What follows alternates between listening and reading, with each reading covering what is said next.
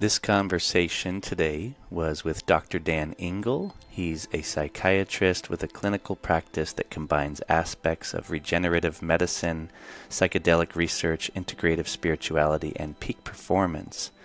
Dr. Dan is an international consultant to several global healing centers facilitating the use of long-standing indigenous plant medicines for healing and awakening. He is the founder of Full Spectrum Medicine, fullspectrummedicine.com for the information, which will be in the show notes, a psychedelic integration and educational platform. He has a pretty interesting story, and I've listened to him speak for probably about 10 years. He's very articulate, and he's able to bridge the gap between some of the indigenous languaging behind psychedelics and more of the Western model, which I like. And we got into some of the tip of the iceberg in this conversation. I felt like we could have talked for about 4 hours, so we did leave a little bit of a cliffhanger here because there was so much to unpack and talk about, and at some point we got caught up in talking about some of the negatives and the shadow side of the psychedelic renaissance. I'm a person that feels that this needs to be brought more attention to, especially with the medicalization model that's taking place and all of the investors and the capitalization and commodification of these substances. And Dr. Dan has a front row seat in that regard because he just wrote a book called A Dose of Hope, and it's about MDMA therapy, and I think it's just a really important conversation, and I'm excited to talk to him for round 2 in person. And anyway, enjoy the show, and don't forget to rate the show on Spotify, iTunes, and YouTube. Dr. Dan wanted me to put a disclaimer on the front end of this podcast. The disclaimer says the information provided in this podcast is for general informational purposes only and does not constitute the practice of medicine or other professional healthcare services, including the giving of medical advice. The content in this podcast is not intended to be a substitute for professional medical recommendation, diagnosis, or treatment. The use of information in this podcast is at one's own discretion and is not an endorsement of use given the complexity inherent in these medicines and the current variable widespread illegality of their usage. Enjoy the show. Dr. Dan, thank you for joining. Ryan, good to be with you, brother. Yeah, it's been a long time coming, and I really appreciate your time. I've been listening to you speak for probably 10 years. I was looking back and seeing when I discovered your work, but I recently read your book, A Dose of Hope, and I heard your last podcast on impact theory. So that was my most recent thing I've heard you speak on. So yeah, welcome. Yeah, really good to be with you. Yeah, I thought Tom, he's one of my favorite interviewers, but he is so far removed from the conversation of what you're involved in. It was funny because you're trying to bridge that gap, and you did quite a nice job because he's very skeptical, heavily skeptical guy, and you do a fine job communicating this stuff to people that are from the outside. And I think that's what I really wanted to speak to you about, was because I'm in the firefighter culture. And right now, with all the stuff that's going on with psychedelics as medicine, these are the people that are going to come with a lot of, misunderstandings or ignorance to the conversation. Most of them are conservative, and they have their ideologies and belief systems around what this means. And I think you're going to be the perfect person to communicate some of what we're doing here in the last, 15 years, 25 years, and what's been going on in this space. So Yeah. Thanks for the reflection. It feels like a part of the thing that I'm here to do, what we might call dharma, to be an educator and advocate. And I saw this I lived in the jungle for a year, just apprenticing. Closed up my practice at the time, lived in an ashram, moved down to the jungle. My family was like, what the heck is happening?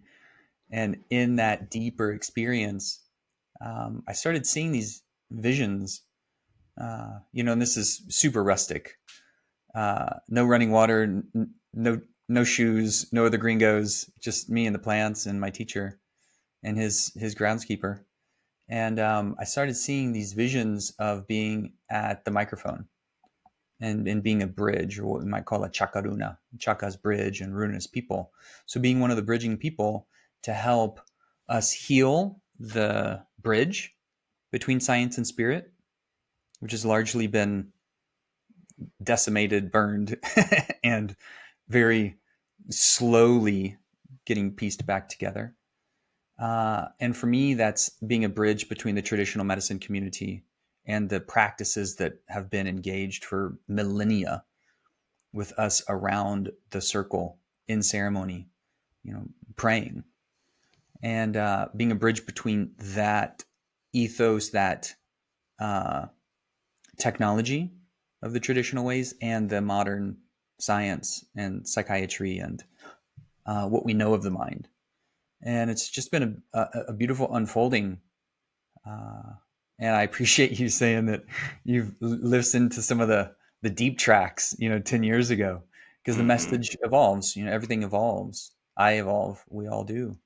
And so in many ways, the message may become a bit more refined, also more educated, and open landscapes for us to dive deep into that, and really the last thing I'll say in that regard is I started noticing once I was giving grand rounds talks to physicians in the science community about these technologies, it was really helpful to just lead with data and just give people information so that they can make their own educated choice. And that's actually the original creed of the physician, is to understand all the available information and distill it down into an approachable offering to the client, to the patient, so that they can make their own educated decision. It's amazing. Yeah, give people as much information and education and let them understand to make their best choice. So Yeah. I'd love to hear, just for people listening, I know your background, but maybe just describe briefly, give people an understanding of, your education and who you Yeah. are, you know? Yeah. That's a great question. As I mentioned before we hit record, this is the first podcast I've done in 2 years. So I haven't given that little elevator spiel in a while. So we'll, Sure. we'll see how it goes. Concise is one of my teachers, George Bertelstein, would say that brevity is mercy. So I'll try to keep it brief. Um, my background, I went to college to play soccer, didn't really have any interest outside of that. Sports were it for me.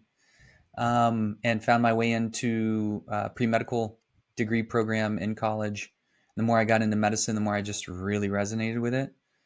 And then I broke my neck diving off a pier into uh, murky water and hit a sandbar on my crown. Broke C5, started med school in a halo, which is one of those things where they screw it into your skull. Wow. And I had my 4-year student ID with me in the halo. So every time I walked in and met a new client or patient or somebody, it was instant icebreaker. Like, whoa, you've seen some stuff. But what that did is it turned me from surgical care and ER care into science, into psychiatry and neurology. I just got really interested in the nervous system and the mind and the interface. And that led to integrative psychiatry, I studied with naturopaths and Chinese medicine docs and chiropractors and all sorts of different wizards of a variety of traditions to just understand how do the other traditions interface with depression, anxiety, PTSD, addiction, chronic pain, the major epidemics of the time. And it was just this real fascinating, beautiful entry into a whole new way of seeing things. And I had my practice open for a couple of years, and was introduced to ayahuasca almost 20 years ago now. And instantly, one weekend with ayahuasca, I learned more about myself than in 1 decade of psychiatry training. Wow. So I closed my practice, moved down to ashram just to get ready to move down to the jungle, and then lived there for a while. And that just opened everything for me. And so that teacher has been one of my primary teachers. I've since worked with a number of different traditions and cultures in a number of different medicine ways. How And old were you then? I moved down to the jungle when I was 33. Cool. Yeah. Well, I moved down to the ashram when I was 33. I moved down to the jungle when I was 35. So 16 years ago. And it just continued to open up the appreciation that all the medicines have a sacred seat at the table. And it's up to us. And part of the thing that we haven't seen in clinical research and we haven't seen in the underground community is the ability to provide people with access and information to have experience with sacred teachers, either domestically or abroad, because of the political landscape and the legal landscape. So as to be able to understand that the medicines are just keys to opening these gates of consciousness. And we all have different gates that are opened, partially opened, or fairly closed. And when these primary teachers come in at a given time, they can unlock these gates, and that's going to be different for everybody. So for many people, Aya is not their primary teacher. It might be cannabis or a heart opener, an empathogen like MDMA or Kana. Could be a transpersonal experience more like psilocybin or San Pedro, or an addiction recovery and master mental cleaner of Iboga. So all these, we're now living in a global landscape, a global family of humanity. And these teachers, these plant allies are becoming globalized as well. Not always to the benefit of the communities, because there's a lot of poaching and there's a lot of unsustainable harvesting practices. So part of our duty, I think, as a consumer of these ways and information is to understand reciprocity and what is ours to give back to the whole. Some of that reciprocity might just be singing the song that we're here to sing, offering the gift that we're here to offer, that only we can offer, each of us individually. And that is enough, as well as understanding any of the medicines, synthetic or natural, where they come from, create a relationship with that, bring that into prayer and ceremony, and give reverence to the privilege it is to receive these sacraments, because most of our ancestors, parents, grandparents, great grandparents, didn't have access to these tools, and we've been privileged to at this time. That's beautiful. And it seems like you then started to focus later in your life on traumatic brain injuries and Yeah, helping people in that regard, right? yeah, yeah. My first book was the Concussion Repair Manual, and that was I've had 7 pretty significant concussions, and the last of which, uh, the 6th was breaking my neck. The last of which was in a snowboard park.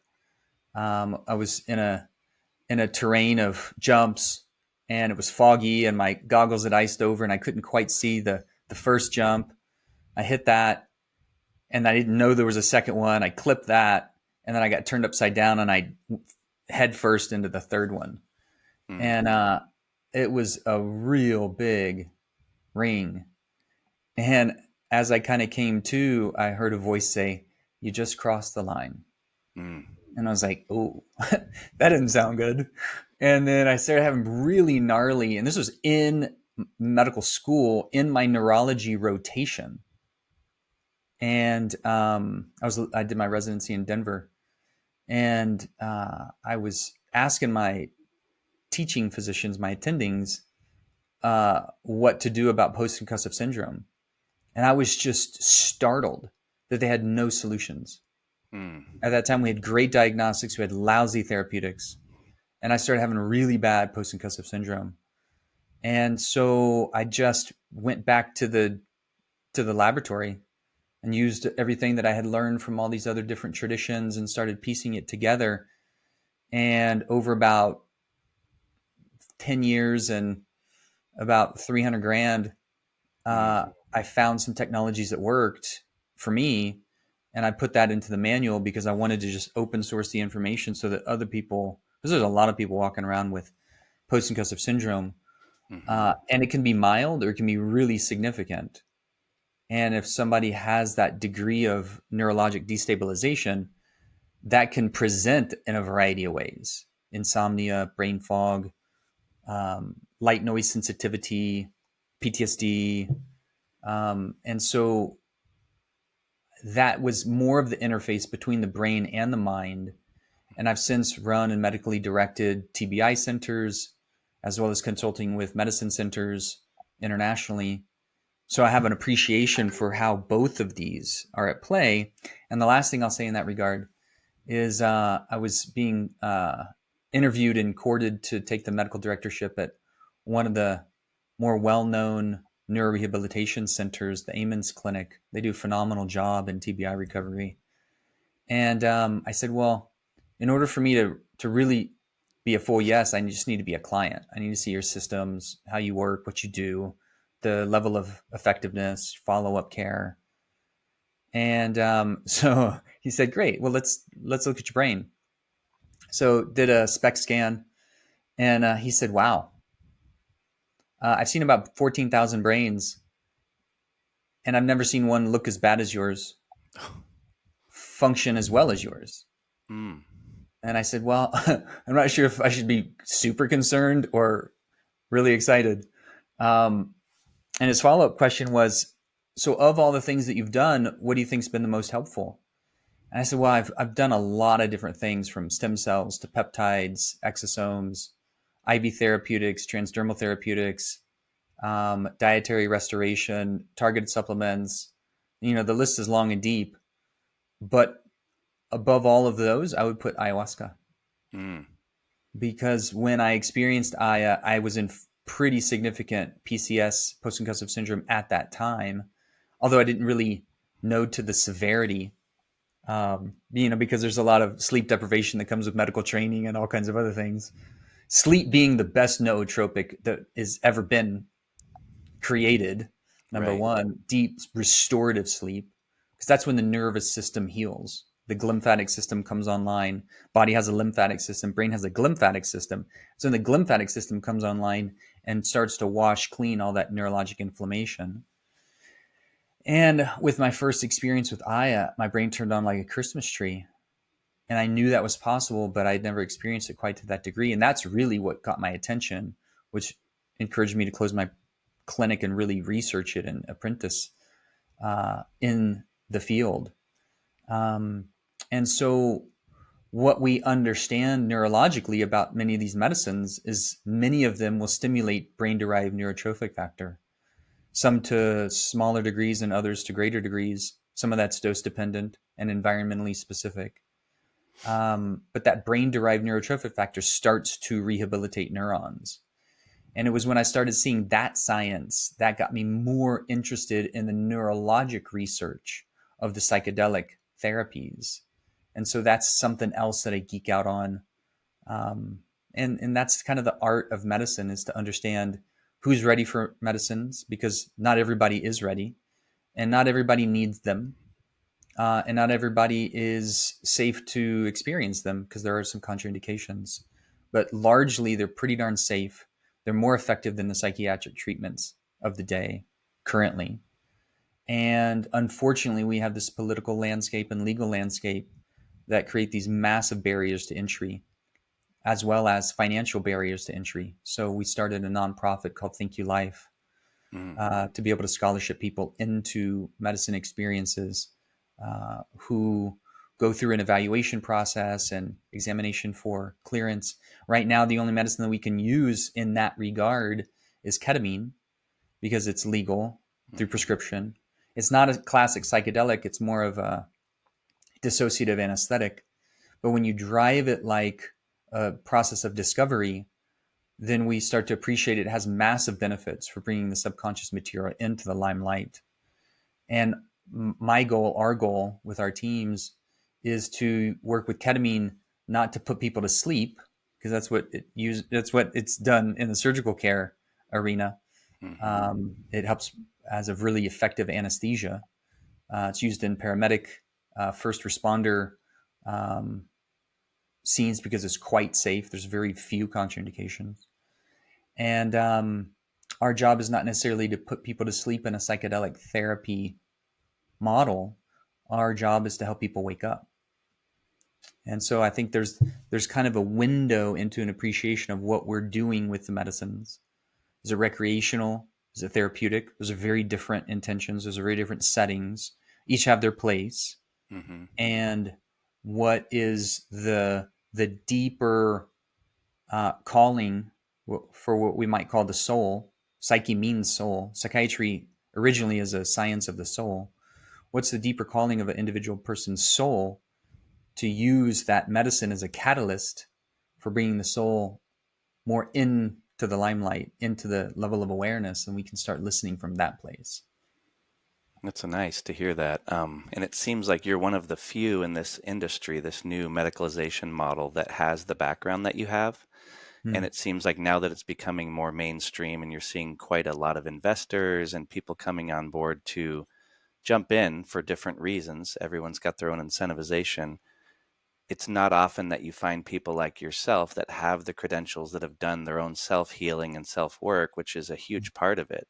Because I've heard your story over the years and I'd like to get into it more, but spending the time, you know, discovering your own shadow side and integrating it and integrating all of your experiences isn't easy. And most people don't do it. They just mm, stay on the hamster wheel of the Western model. And then when they see something like ketamine clinics popping up and I can make exponential money in it, they're good people with great intentions, but you've probably even noticed, and I'd like to hear your perspective on how do you scale something and get all of these people trained, qualified, and keep them integral when you have people in a non-ordinary state, suggestible state, which is the deepest form of hypnosis and potentiality for healing, but it has the most potential for the downside too if you get the wrong people in there. And so it's this super powerful place that I love these tools, and I've been blessed to have similar friends. Don Howard was one, and we have many others that in common we mm, can go, okay, we trust these folks. And I mhm, love Deanne and her people, but you're like, okay, but there's also a lot of nefarious actors in the space.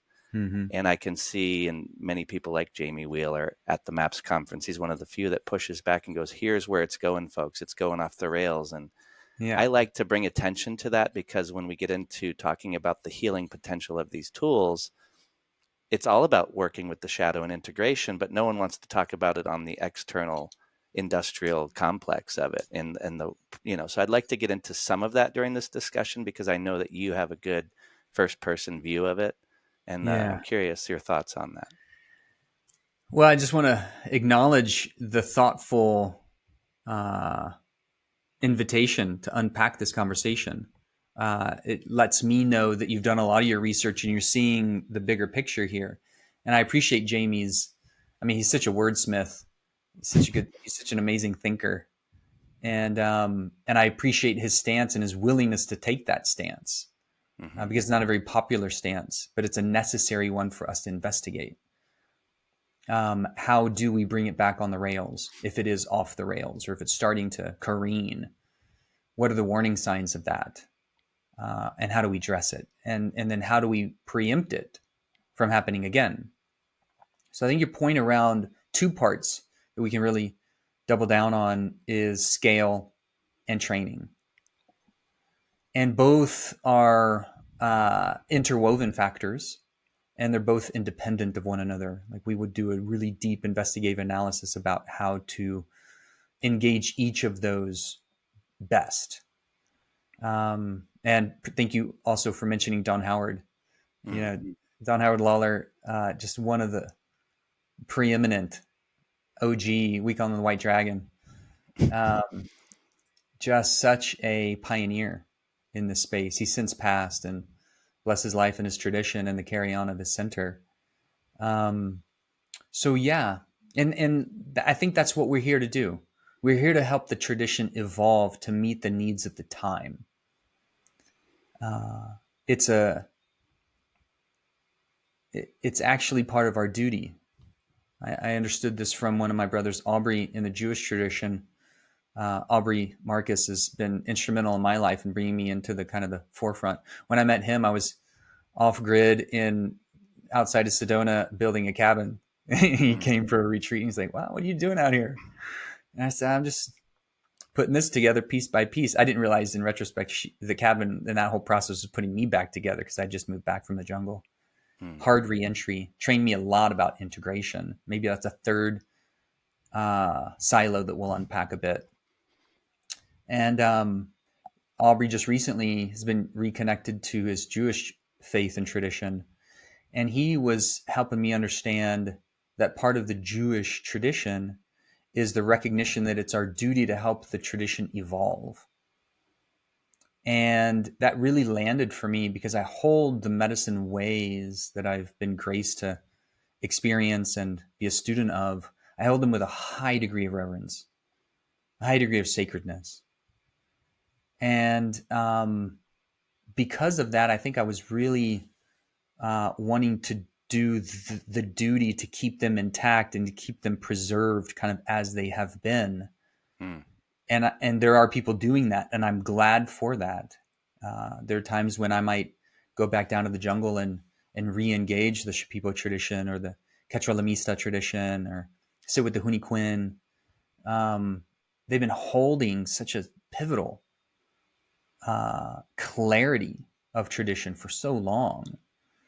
And along with that, parallel to that, in more of the mainstream modern culture with all of its neuroses and fast-paced systems and craziness of the time, like I think you opened up our conversation saying these are interesting times. Mm. Then how do we help the traditions evolve to meet the interesting times and the needs of the populace at large? And from that perspective, for me, the medicines have always been catalysts. Right. So my background in undergrad was chemistry, and the catalysts help the reaction come to life. And so they instigate it, they quicken it. And without them, the reaction may take a lot longer, the process may take a lot longer, or it may never happen in a given lifetime. And so these catalysts of consciousness, these stimulants of awakening, if we want to use that word. I live in Sedona, so we can talk about esoterics quite deeply. But whatever that awakening means for each of us, coming into our own true nature, listening to our own inner wisdom, connecting to our own souls, having that process come online, these medicines are catalysts for that. That's why they're called entheogens, awakening the God within, awakening our own experience to our divine nature. And so along with that, I see that the catalysts needed for the current time, not everybody's going to experience ayahuasca, and not everybody should. There's not enough of it at the moment. There are a lot of clinical movements towards trying to make that more pharmaceutically synthesized and available, I think for some benefit and for potential detriment too. Even clinical research is trying to take out the psychedelic experience and give you something that may have the same kind of psychological improvement or neurological reset, which are benefits for sure, because by themselves, that would probably be more effective than the current pharmaceutical model. But if you take out the psychedelic experience, you don't have the reset at the default mode. You don't have the removal from the usual day-to-day neurotic mind. And much of the clinical research that I've seen is suggestive of the success being proportional to the degree of the psychedelic state, the mystical experience. So I think there's a lot of different clinical models and thoughts in the space. And part of that is to address that first silo of scale. How do we scale these technologies to meet the needs of the time and the number of people with those needs? This is a beautiful part of the conversation. This is why I think ketamine has a right place for many. Cannabis has a right place for many. They're both legal. There are very few clinics that are combining those two well. And they do combine well if you know how to drive them together. When, that's timing signatures, dosing signatures, environmental signatures, pre-programming signatures. I mean, to your point, the mystical experience is hypnosis on steroids, especially when it's done in a container of facilitated support, to be able to ask the right question at the right time, to peer deeper across the veil into the inner wisdom. And so I think we're going to continue to see these opportunities for scale. And for me, this is even back when we were building Kuya.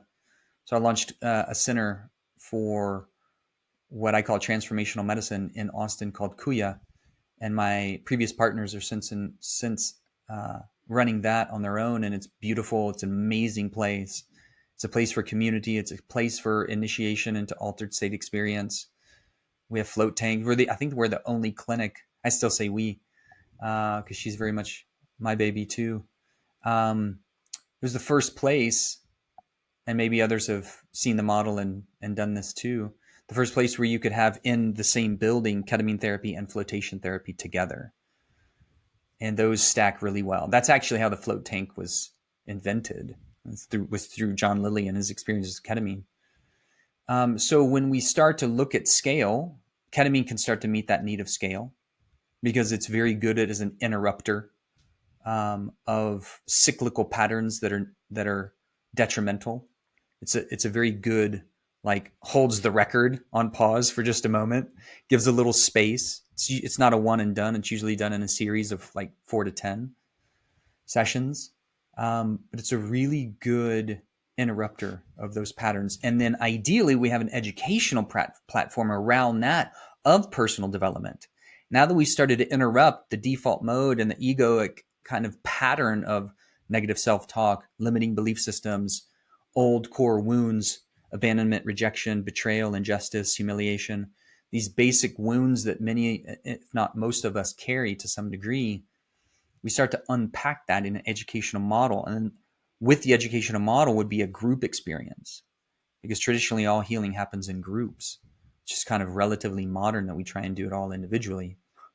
So there are ways to scale this beautifully, and then to be thoughtful about how do you scale psilocybin therapy?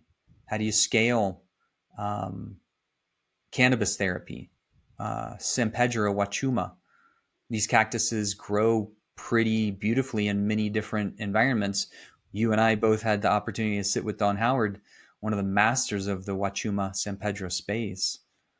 And that also, as a mescaline-based cactus, has its place at the table of scale and sustainability, as long as that reciprocity is in check.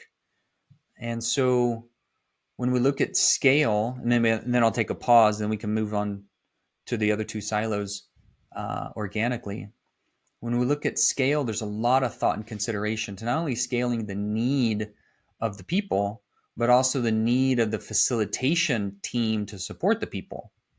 And so one of your points before, I think, is a very good one, which is many people now providing psychedelic therapy or running psychedelic medicine companies or running clinical research trials have not had their own significant mystical experience, have not gone through a rites of passage threshold or even into an initiation experience.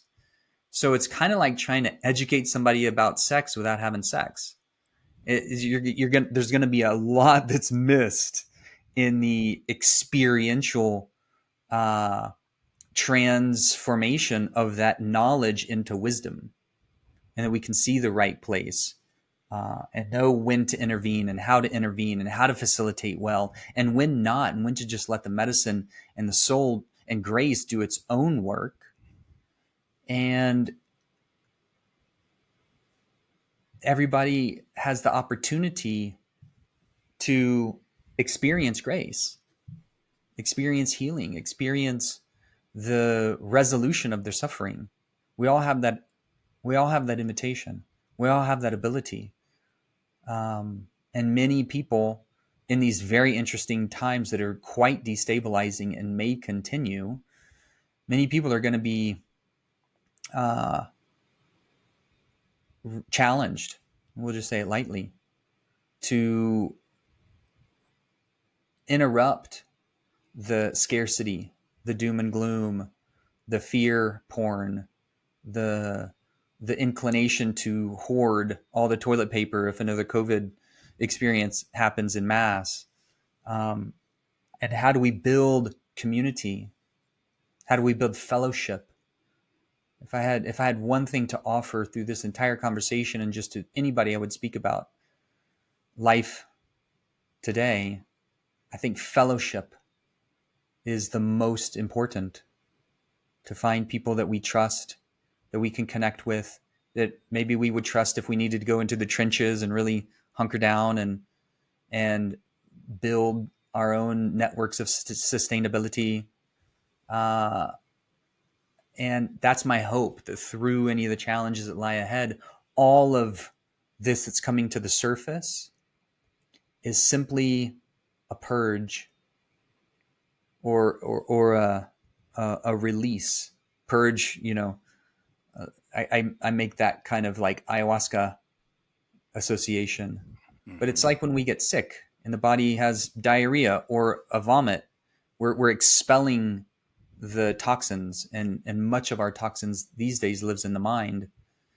And so what are the ways that we can take the bird's eye view, the eagle vision, and look above the storm and see that maybe the troubling times ahead are exactly the big collective purge that we all need to go through in order to find more fellowship and more of our experience of our own true nature, which is cooperation. Because all systems that are sustainable systems, including our Earth system, are built around cooperation and mutual affinity and mutual respect, and Hmm. appreciating that every life is equally important. We all have a thread of the tapestry of the divine woven into the fabric of humanity. And without each person's thread, the tapestry would be incomplete. And we've come on a mission into this body at this time to collectively go through this big reckoning, this big transformative time, and come back to an experience of fellowship and ultimately love. It's beautiful the way you speak and you think about things so broadly, and then you bring it back down to the most fundamental important stuff. And that's why I wanted to talk to you, because not a lot of people that I've come across, when we start to see this thing scale, even here in the local Phoenix area, when you talk to people that are running a ketamine clinic per se, are putting that much in-depth thought to the nature of the experience and what it means to actually bring somebody into that super powerful state. And to see it scale, which is going to happen regardless. At this point, it's like, okay, the medical model's here to stay. Let's not act like we're going to fight it and protest it or whatever people's views on it are. I'm not against it. I just want to see it go gracefully, because it's not like they have a good track record. When you look at the Pfizer and what happened with the oxycontin problem, there's so many negative things that we can look at where they've destroyed millions of lives. And then the unfolding of that trauma into the culture now, they're now coming in and saying, hey, we're going to be the solution through this legalization of the first drug being ketamine, which is unbelievable, because the natural ones that grow, of course, mushrooms and things that have been here longer than humans, it doesn't take a super genius to look at the nature of what the negative elements and Hmm. the things that can happen from this ripple. So it's like, how do we keep the nefarious actors from capturing, owning, patenting, licensing, and stealing something that's been around for all of human history? It's not like the Yeah. psychedelic renaissance is new. This is the oldest thing that we've been engaged with as a species. We've got a symbiotic relationship with these tools, and that's actually probably what's been missing for so long, Hmm. is this disconnect from nature and this disconnect from that the initiatory experience that you're talking about. Hmm. And with the float tanks and all the beautiful stuff that you're talking about, that sounds incredible, and it would be nice to see these models be built into those systems when they do scale, because it sounds like the right approach. I spent years floating and I found so much benefit, but it's hard to convince the average person in my culture to go hop in a float tank for an hour, because they're so like, what would you be doing in there? I used to be called the floater guy in the fire department. And it's like, well, actually, it takes courage to float. It's not Hmm. some simple, woo woo thing. It's like, go be still with yourself for an hour and reckon with yourself, reckon Hmm. with the nature of reality, reckon with the Hmm. dealing of consciousness. And so I Hmm. have a little bit of a hesitation right now when I see and hear people bringing up what's going on inside of. I know you're tied with MAPS a little bit, and I'd love to hear how tied in you are with that community, but it needs to be talked about more openly so that we can dig in and fix it. And if it's all about harm reduction, the only way to prevent harm reduction is to bring forth the shadow. And Hmm. the shadow it's lurking, right? It's everywhere, but Hmm. it's being pushed aside because people don't want negative press. Hmm. It's like people don't want to ruin the profit margins or the whatever the thing is. And I think you probably have one of the best seats in the house as far as being able to see all of it and Mm. still hold that baton of the Don Howards and all of the lineages that go back in time, and still try to figure out how to bridge and evolve this thing in the right direction. And Mm-hmm. I only bring this up because I truly care, and I know a lot of people that I love and people that are out there in the world are going to be swept into the new movement. And Mm-hmm. I can see that it could easily be more harmful than good. And we want to maximize the upside and minimize the downside, of course. And there's so much potential for good, but it's like, okay, let's talk about all the potential bad. That's the best way to approach anything, is to like Mm. look at what's going wrong, bring up the dark shadow stuff, acknowledge it, and integrate that. And I Mm. don't think enough people are willing to go there. It's like, no, don't talk about that. I don't want to be affiliated with that. Or, there's an underground circle of people who are, friends and colleagues. And then all of a sudden something comes out and no one's willing to actually just acknowledge and bring forth statements about, what do you think that was? Or what do you think we can do to make that better? Mm-hmm. And I would love to hear those other silos we're going to get into, but I Mm-hmm. just wanted to bring up some of that inside of the scaling model, because it's there and it's in our face right now, and it's only going to get more. Now I'm hearing people getting sent home with ketamine nasal sprays, and at the point of guys on the job that I love that have never done a psychedelic, and now they're hopping in and they're having this radical experience. Maybe it's helpful, but then all of a sudden, ketamine is addictive. Anything's addictive, of course. It's not that the drug is the problem. It's more like pain management. And when I Yeah. look at the nature of the pharmaceutical model that destroyed millions of lives, and you're pretty hyper aware of this, but I just like to bring it up and hear your perspective, is oxycontin and that whole Sackler family was like, let's get people pain free. We want you pain free. Let's push this whole, like, let's medicate you to make you pain free.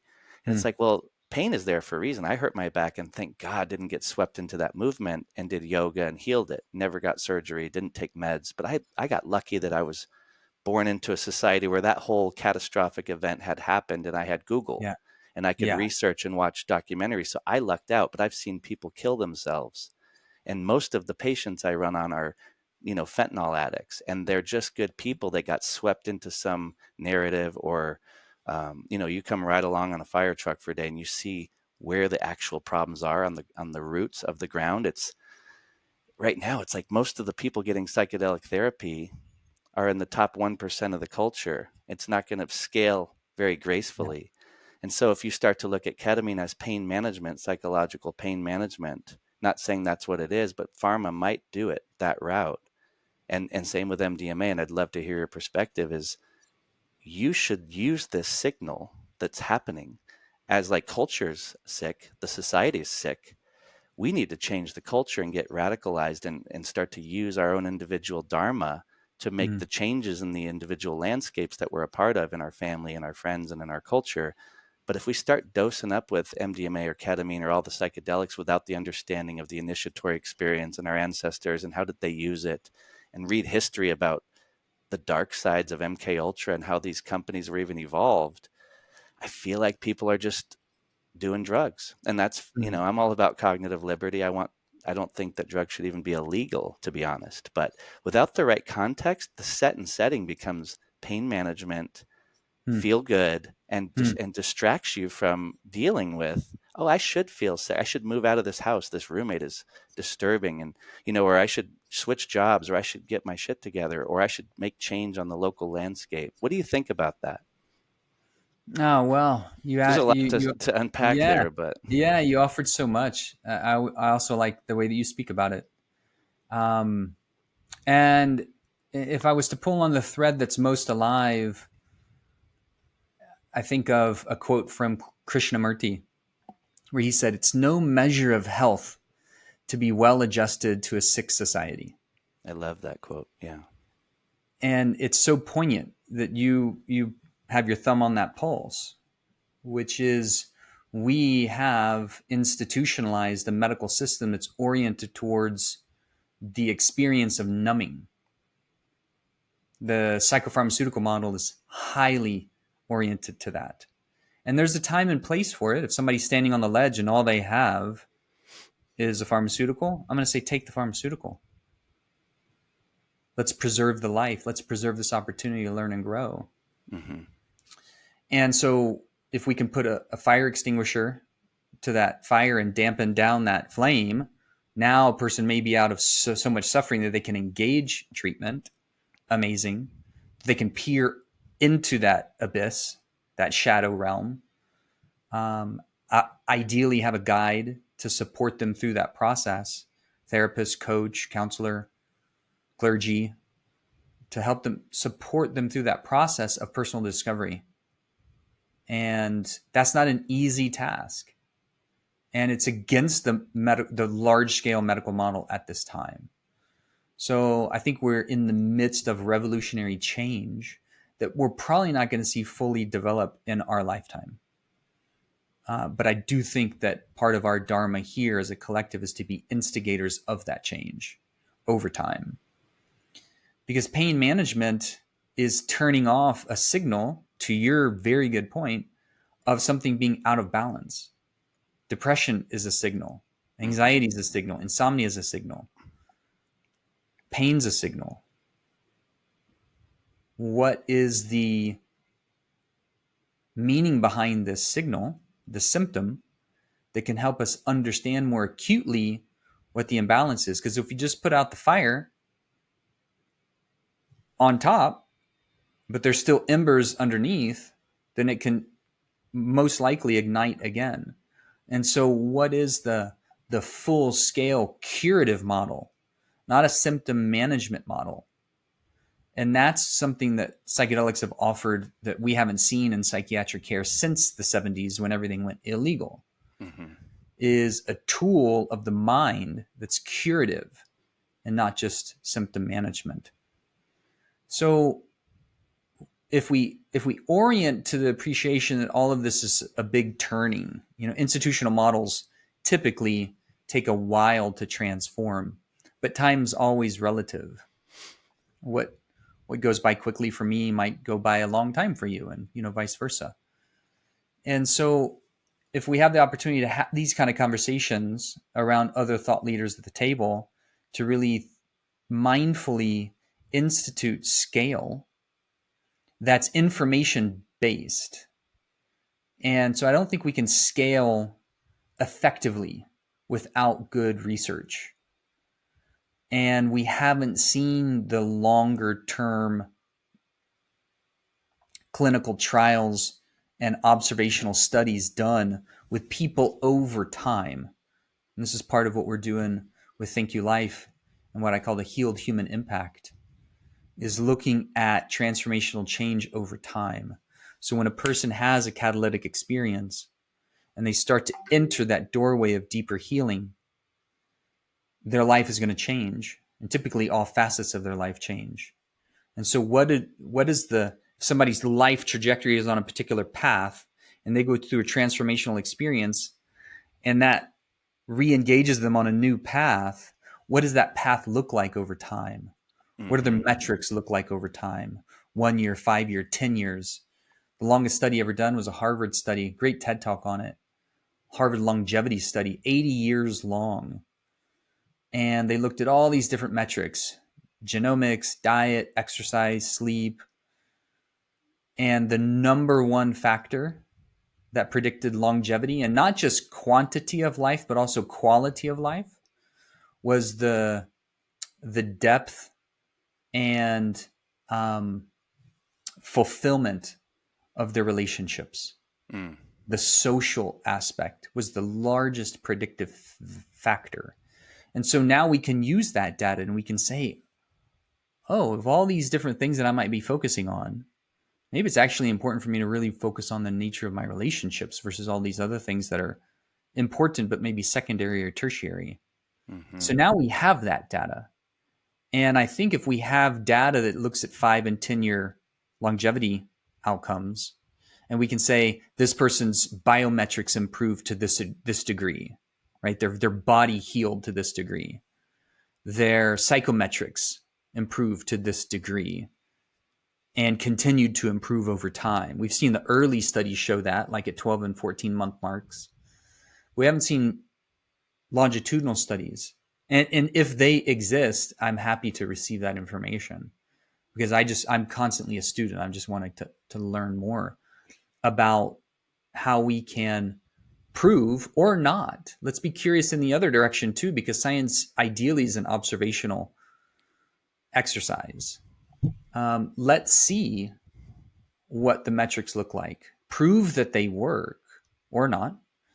And if they do work, then be able to use that data to go back to the insurance providers and to present to small business owners and say, actually, if you opt into this system, say, let's call it ketamine therapy for now, because that's what we're doing with Think Your Life. We see that, it's something like 16 grand, the average person with major chronic depressive experiences. The average cost per client to the insurance provider is around 16 grand. That includes inpatient hospitalizations, therapy, and medication management. And if we can say, okay, well, with 8 to 10 ketamine sessions, that's going to be less expensive than that, our outcomes are actually better. People get better over time. We look at their biometrics, look at their psychometrics, look at their neurometrics. How do their brain change over time? And then look at their life metrics. How do their relationships change over time? How are they now able to more effectively serve their community and be of benefit to the collective? That's a fascinating trial for me to see happen. And I do think that's going to happen. And that's why I'm talking about it. I'm coming on board with a larger research institute right now, and I'm going to be presenting this information to them. And so if we have that data, then scale now becomes an imperative, not just an option. And if we can show that this kind of investigational analysis and personal development process is more effective than symptom management for quality of life and performance and contribution, then it makes the old model a bit more obsolete, kind of like Buckminster Fuller.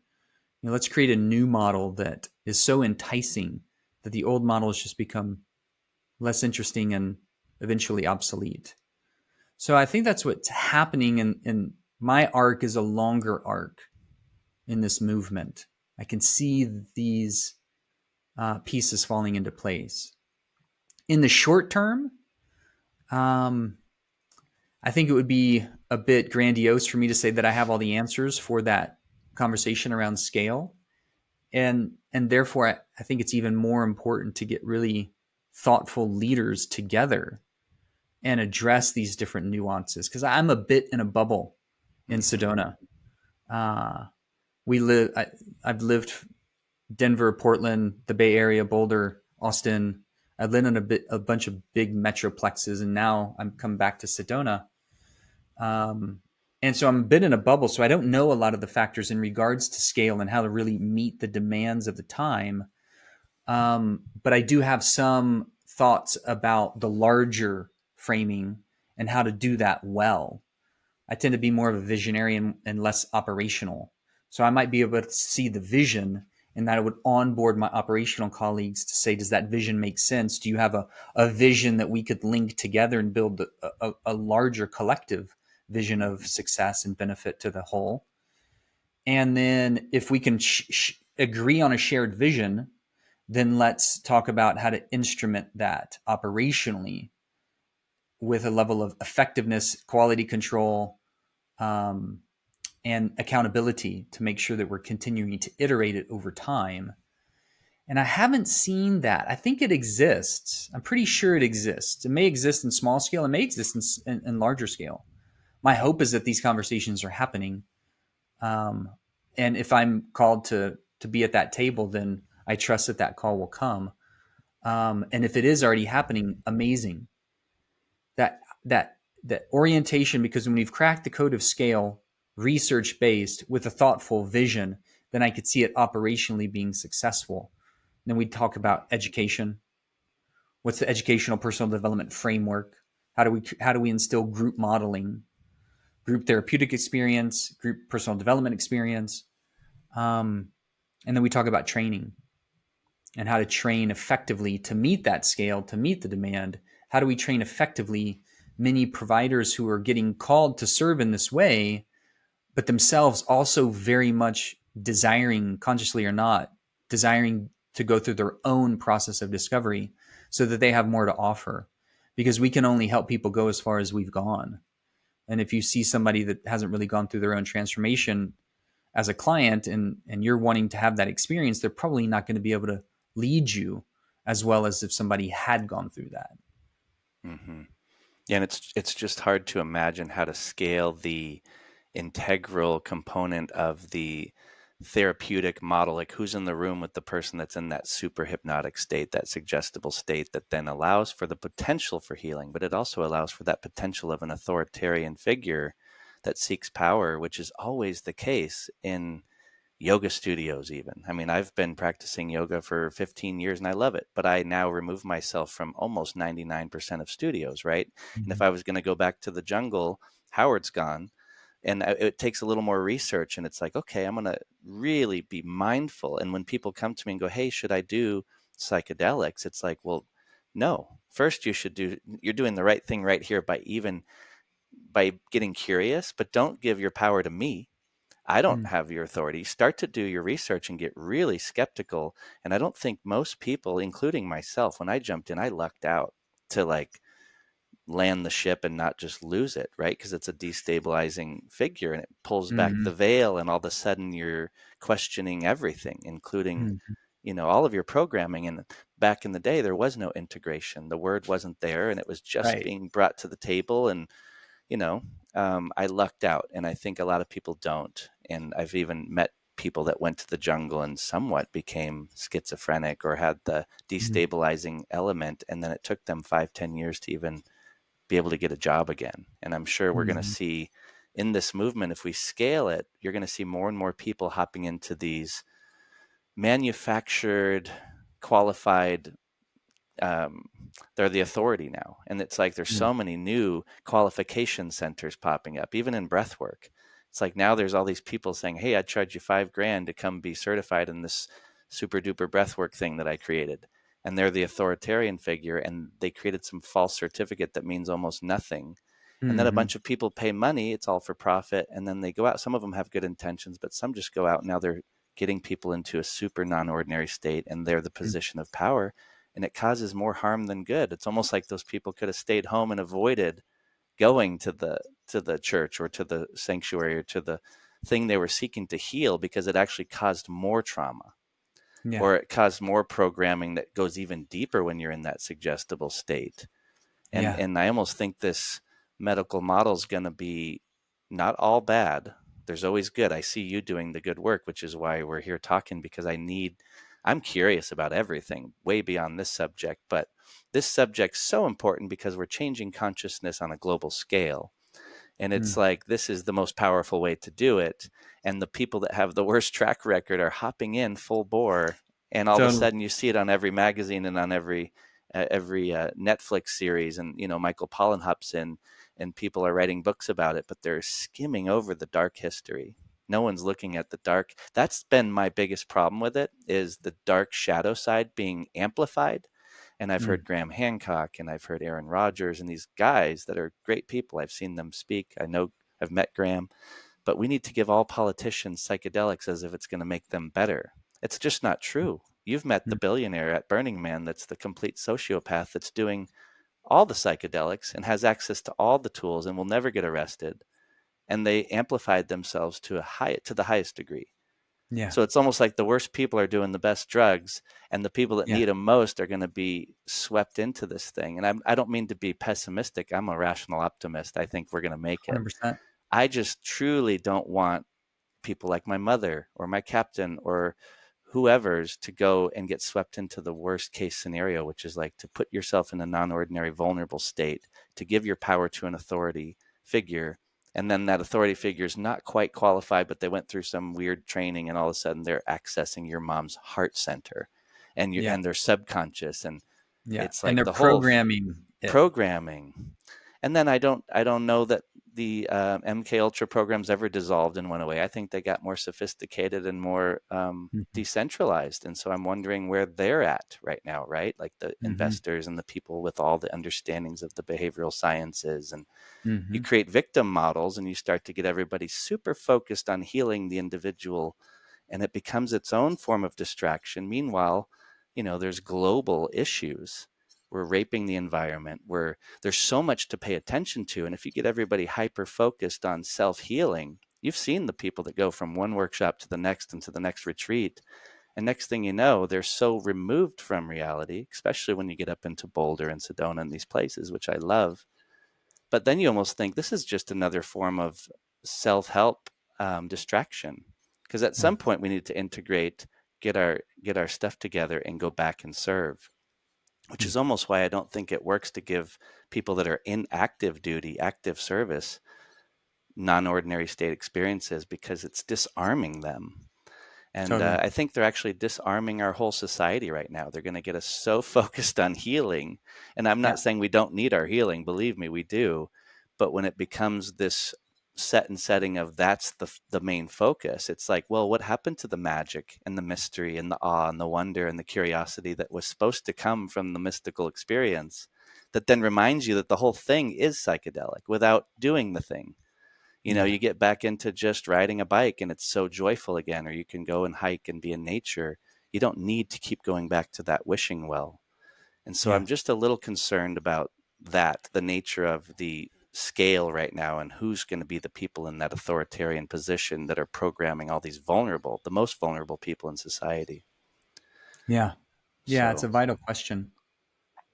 It reminds me of a friend, kind of an older brother figure. When I first moved down to the jungle, he gave me a lot of really awesome nuggets. One of which was, you have to remember that the Aya path is a power path. It's not a spiritual path. And I think that's largely what you're speaking about medicines in general. We might even say the psychedelic offering has the potential to be a power path, not a spiritual path, because it can aggrandize the ego through its shadow to have those desires even more locked in and front and center. If we just use that example of the billionaire, and that can happen to anybody. And so it's important to have a facilitator who's educated, wise, experienced, neutral, like they don't have their own agenda, but also of service, has that degree of lifting up their client into the best light, seeing that emerge from them when they may be disconnected from it themselves. Which is a rare person.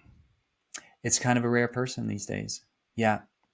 And so to your point around training and scale, I think it's possible, very possible, to train all of those aspects. And those are just a short list. There's more. And then the question becomes, how do we do that well, and how do we do that efficiently? Because the demand is pretty high right now. And if we're putting people through 5-year initiation process, then they're not going to be able to offer that degree. But how do we help them do it in vivo while they have practices, while they're in their own development, how to share, even if and when necessary and beneficial, how to share their own experience with their client so the client feels met and understood. And it's not hierarchical.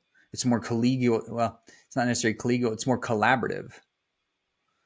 And put the laboratory around the classroom of this kind of psychedelic information, educational material, and just download. That's all information, turns into knowledge, but that knowledge requires experience to become wisdom. So how do we put the experience around that educational platform for the trainees who will become the facilitators? How do we train the facilitators themselves? So I think that's possible, and we haven't really seen that. Well, let me rephrase that. We're starting to see that more and more with greater and greater degrees of efficacy. I don't think we've seen the full product and the final result of what that educational platform looks like. Two really good friends, a guy that I trained with in residency, and then one of our mentors, Scott Shannon in Fort Collins, runs the Wholeness Center, and Will Vanderveer in Boulder runs the Integrative Psychiatric Institute. And they're both training programs for therapists, coaches, clients. I don't know in depth how they onboard. Like, do you have to have a PhD, a therapy degree, maybe, or can coaches come in? Kind of like more like Deanne's model. And Deanne's done this to a degree too, a very amazing degree on the coaching side with Being True to You. So I'm seeing more and more of these training programs unfold, but they're still handicapped because of the legal landscape. So they're not, I know at I gave a lecture a while back at CIIS, the California Institute for Integral Studies. And I gave a talk right after Stan Groff, which is kind of like trying to shoot free throws right after Jordan. I was like, oh, okay. And I learned by getting familiar with their programming that at that time they were probably given the best educational model, master's level program for therapists to be and facilitators to be, probably the best educational model, like the all-star crew of lecturers. I'm not sure how I at that time got into that circle. But what I understood is that they did not have any experiential aspect. So it's kind of like teaching a person or training them how to drive a Ferrari, but then asking them not to go purchase one and not to go drive it themselves. And so that was 10 years ago now. And so I know a lot of that's changed. The landscape has changed. Some cohorts are going abroad internationally to be able to have shared experience. Some are doing it underground communities, don't ask, don't tell. And some are doing it above board with the local political approval. Like Colorado is now a decriminalized state. I was involved with their project right on the cusp of that. That was cool. Ken Matthews is doing great work there. And since that has scaled, they were kind of the first. Colorado is the first state to go decriminalized. And it was a movement. It was decriminalized psilocybin solely, but then that was a watershed. And so the local political landscape and the availability of that educational model as far as the experiential aspect of it is kind of key. Oregon's now a front mover, and many other states and municipalities are. So we're going to continue to see, and maybe now we're forecasting our future conversation to get further into what does that training look like? What does the education look like? What does research look like? But let me just come back to the aspect that you mentioned around power. That if we do go through a process, because this was very much also a part of my own story, and maybe I'll just kind of end with this story. I went down to the jungle with a medical model in mind, with a soul level call to study and be an apprentice, but still with the medical model in mind. That's what I was familiar and steeped in. Mm-hmm. So when I went down, the first person I sat with who held my first diet, I demanded in the middle of a ceremony, I was super high, kind of crawled over to his mesa, and I said, "Tú es mi maestro." And he said, "Huh?" I said, "Tú es mi maestro." And he says, "Huh?" And he kind of just shrugged it off because I was so earnest to have a teacher, but I went up and demanded that of him versus asking of that from him, to be able to say, wow, I really have had deep experience through your process and your ceremony. I'd love to study your ways. Would you have me as a student? It's a very different approach than saying, you're my teacher. I'm going to claim you. It's like kind of like Gollum with the ring, like, oh, my precious, you're mine. Mm-hmm. And I since left that center and found another teacher to study with. I wanted to have a variety of experiences. And that was the teacher that I stayed with for the year. And while I was there, I read Wade Davis's book called One River. Love that book. I'm so stoked that you read it. Not many people have. Usually when I reference that, people He's one of my favorite people on the planet as far as learning. Such a phenomenal thinker. And so let's give props to Wade and so much information he brought through, including that book, One River, which was a real eye opener for me about the colonialization of the indigenous lands and resources.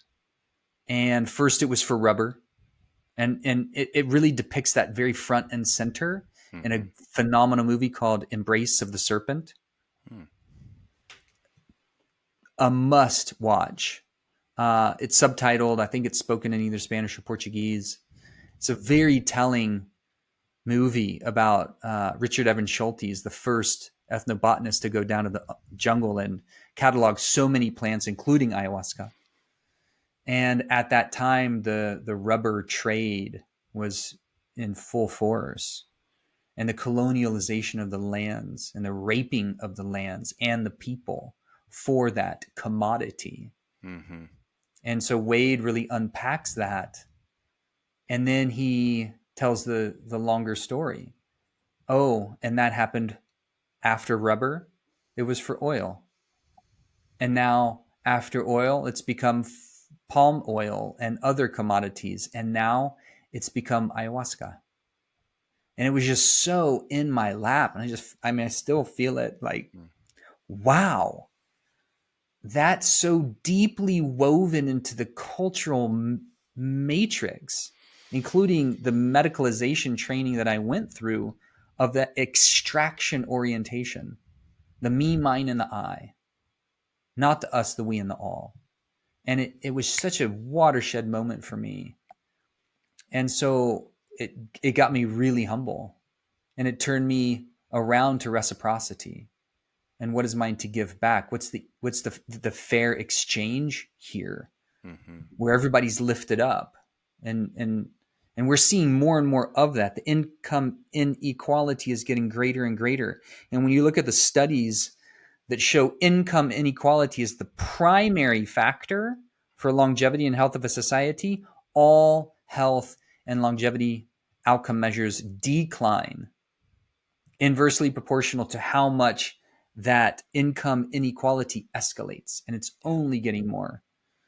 So if I have kind of an orientation and a prayer, is that we find what is ours to do to come back into reciprocal nature, the Aini, from a Quechua term from the Sacred Valley in Peru, the Aini, the reciprocity. What's the sustainable cooperative model here? And I think that's a big part of this whole reckoning, because we're not living in a sustainable society by most measures.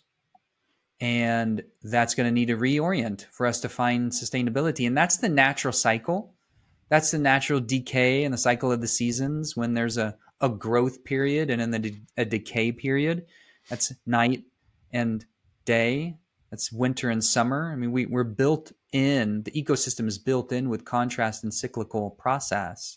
So I think it's just our natural time to go into that west gate, into that shadow time, into the purge, into the reckoning, and into that deep self-investigation, looking in the dark mirror to see what is ours to do, how to get right with ourselves, self-love, self-compassion, how to get right with one another, forgiveness, reciprocity, reconciliation, and how to come into connection with our own divine nature, which is always a seed of potential through the thread of our soul back to creation, that we all have the opportunity to nourish into its fertilization and sprouting and ripening.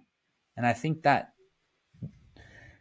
process that we're in the midst of right now is just in service to the calmer waters ahead. Hard to know when that's going to happen, but have full faith that it is already happening. That's a natural cycle that we're in the midst of. So that's what typically keeps me more buoyant in the midst of the storms. We're having this talk also, Ryan. I don't know if you knew, on the Mayan calendar, it's the day out of time. I didn't know that. It's the pause between the previous year and the new year coming. So it's this fascinating time that the divine orchestration had the opportunity to gift us this conversation. Yeah. because it is a good time to pause. And maybe this conversation that you and I have had the opportunity to share together, which has been a privilege for me, and thank you again, will offer the listeners the opportunity to pause and reflect and find where we rest our foundation of faith. What do we have faith in? Like when I was in a year of a suicidal depression when I moved back from the jungle because I just couldn't relate to society. It was the weight of it was enormous. And to your point, this is almost 20 years ago. No one was really talking about integration, so Yeah. he wasn't even on my mind. And I went to this year of a suicidal depression, um, and I don't still know how it happened to this day. But I was living in a tent, and magically on the little altar in my tent, Viktor Frankl's book Man's Search for Meaning just happened to appear. And I It's my read that and I favorite. learned it's so gorgeous. Mm. It is such a transmission. When we know his story, it's like really knowing the true story of Christ, knowing the true story of the Buddha, knowing the true story of MLK and Gandhi and Mother Teresa. Like when you know the stories of the teachers and the avatars, it's so inspiring. And so when he offered that treatise on meaning through the sharing of his own story in the concentration camps and what he went through, it's similar to our conversation here around faith. Like, what do we rest our inner knowing in that helps us ride the storms? And that's the big message of this time in the Mayan calendar. And the Mayan calendar is the most sophisticated calendar today in any culture that we know. And the Mayan calendar's message for this coming year is that it's the 6th year in a 13-year cycle. And each of those 13 years has an arc, or it's a part of an arc. The 6th leading up to the plateau and the 6th leading down. And then you start the 13-year cycle. So we're at the 6th step, which is the hardest step Hmm. because we've climbed each of the previous steps and we're kind of tired and we're ready for the plateau, and maybe we're ready for the descent, or at least the pause at the plateau to be able to just bask in the vast beauty of what we now can see because we've risen up above the usual kind of dross. Now we have a higher vantage, but we're tired. And it's that last leg of the race. And so what do we do when we're tired, exhausted, running that last leg of the race, but knowing we're in the midst of it, we're not going to finish? What do we rest our knowing in that helps us continue to move forward with some levity and some buoyancy and some faith and some togetherness, and maybe even some ability to offer gratitude for what's in the midst of unfolding?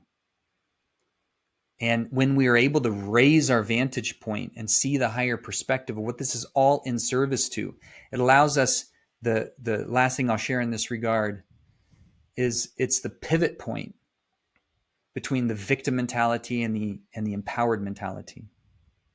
It helps us move from life is happening to me to life is happening for me. And how, even in the midst of whatever craziness might be happening, what do I rest my faith into, knowing that this is all in service to something, even if I don't understand now why and how?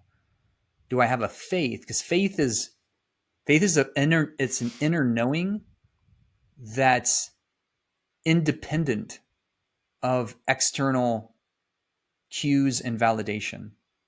So it's an inner knowing, and I don't have to seek outward to be validated in that inner knowing. So it's the belief without the proof. And that is our fundamental power. So when we talk about power, that's our fundamental power. And that's from Frankl too. Mm-hmm. The last of the great human freedoms is the ability to choose one's attitude in any given circumstance. And so we get to choose our attitude of faith. But the question is, what do each of us rest our faith in?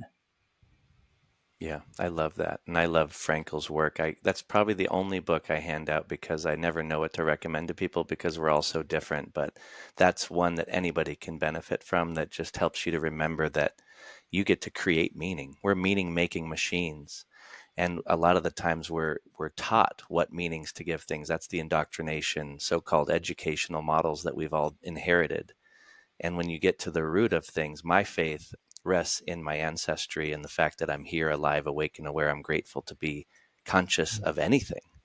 Mm. And the unknown and the mystery to me is actually the awe and the wonder, and that's where life begins. And Yeah. that's the beauty of the whole psychedelic experience to me, is to remember that that's the thing. That's the Yeah. awe. That's to remember that no one knows what's going on. Like Krishnamurti Yeah. is one of my favorite teachers because he said, reject authority, you know, Yeah.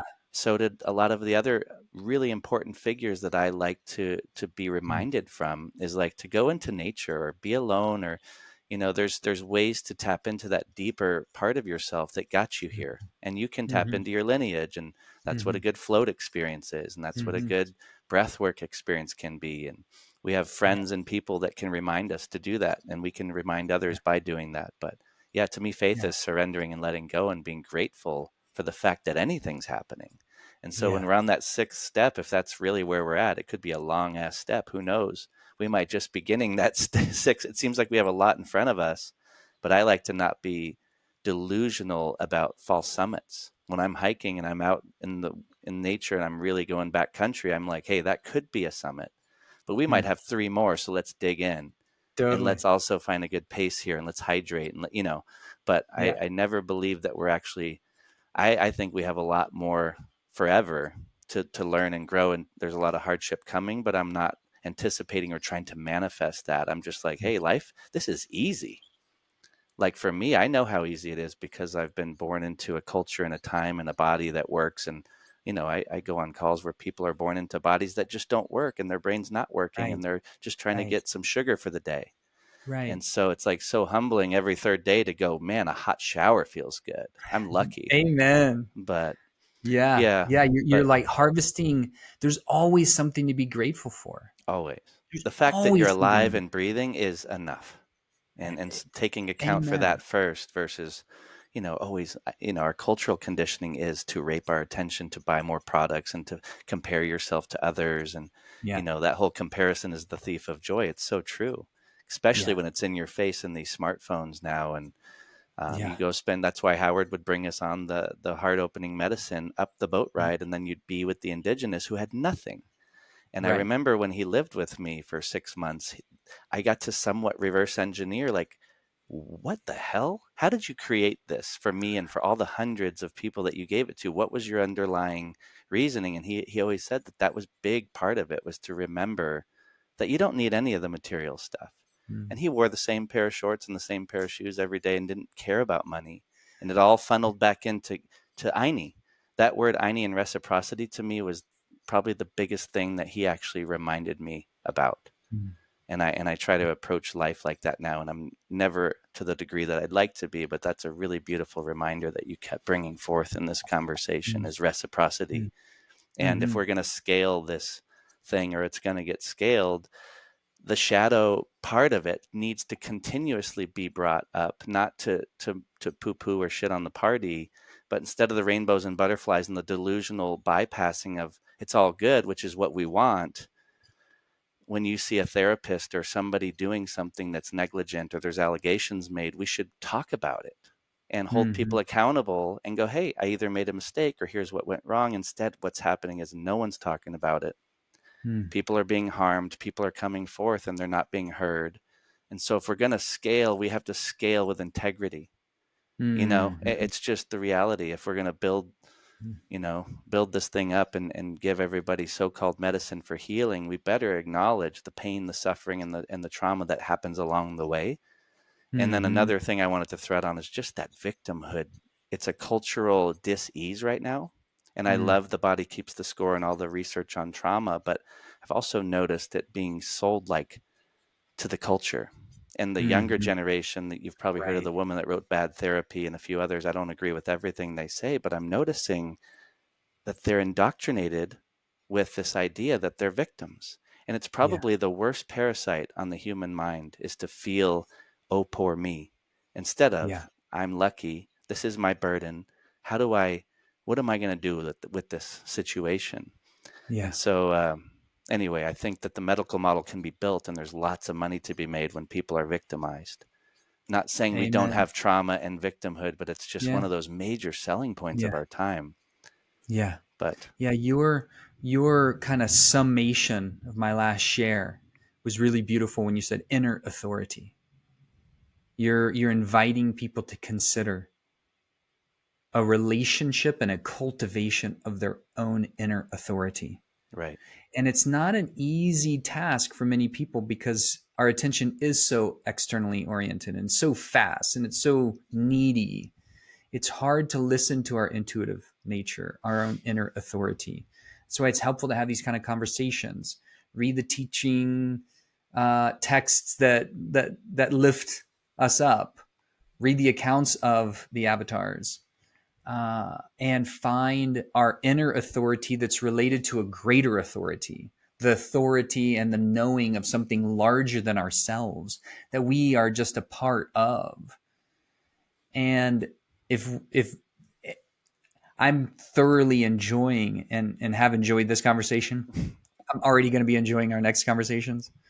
And it gives me even more appreciation for what you're doing with this podcast because I hear you speaking about these aspects, and I'm expecting that these kind of themes and this ethos is impregnated into your other conversations with the other people that you have the opportunity to speak with, because these are some of the fundamental pieces. As the storm comes now in the Red Rocks, and I'm hearing the thunder and seeing the lightning. mm, The storm is here and it's going to continue. And the summary statement for that Mayan calendar year to come is Wizard Storm Riders, mm, or it's actually Wizard Storm Balancing, because we need to balance our relationship with the seen and the unseen. And we have to balance the kind of the process of reclaiming our empowerment from our victimhood, and that takes some nourishment and takes some cultivation over time. But the I, I get a sense that we're going to be trying to ride these storms, like when the waves start crashing. Am I trained? Do I have my faith? Do I have some of my sea legs? Can I grab my board? Can I find the wave, and can I hop on that wave? And when I get rolled, can I get back up, dust it off, catch a breath, and wait for the next wave, because it's going to eventually come. And so it's an empowerment model. Like, what do we get to do with this opportunity to grow? Because when we can grow, when the chips are down, when we can reclaim our faith in the midst of the trenches, we've just taken an evolutionary leap in our own personal development and growth. Because we're it's like the supreme benefit of the maximal resistance training, right? So if I can compress my workouts to 9 to 12 minutes, like some of the Body by Science guys, as opposed to 2 hours, now I've just made that workout supremely efficient, mm-hmm. and as effective, if not more effective. So those choice moments of being able to reclaim our faith in the midst of the chaos internally, my internal chaos as well as any chaos in the external, when I can reclaim my faith more and more readily at that point, I'm just taking these evolutionary leaps into my own growth and development. And I'm just stoked to know that you're providing these kind of messages in mass to your audience. And so please carry on the good work. Thanks. I'm just one to get curious and question everything, Amen. including Totally. authority. Of course, authority first, because it's never led us down a good path when we just are obedient. And, Mm. not that all authority is bad, but it's a really good idea when you go and consider getting into a suggestible state to really be careful, Mhm. approach it wisely. But Yeah. I love all the things you're saying, though. This has been a really fun conversation. We never even got into the other two silos and integration and where your book's going. So there's a lot to Totally. unpack, but I know your Yeah. time is limited as well. So Yeah. Well, it's always good to leave them wanting more. that's right. Yeah. Yeah. Well, I know you Awesome. probably have to get going, huh, Dr. Dan? So Yeah, I've got some calls to jam I have on. one question I ask everyone. Do you have a moment for that one question? It can be Sure. brief. Yeah. If you were going to die today, what would you want to share with the world? Oh yeah, it's a good one. Tim Ferriss asked me this in a podcast we did many moons ago, Cool. years ago. He does He the asked me, well, billboard question, right? yeah, the billboard question is kind of the same thing. Like, what would I offer? Mm-hmm. And it still resonates. Stay curious.